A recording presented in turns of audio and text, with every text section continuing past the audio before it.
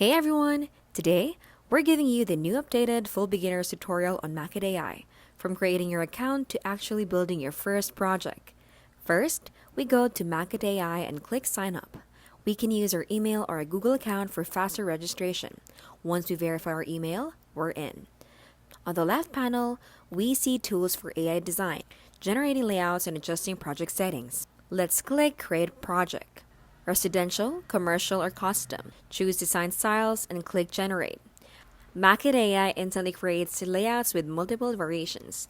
We can drag walls, adjust measurements, and apply design themes. Once done, click Export to save our design as images or CAD files. And that's it. We've set up, explored, and created our first AI-powered design on Maket.AI.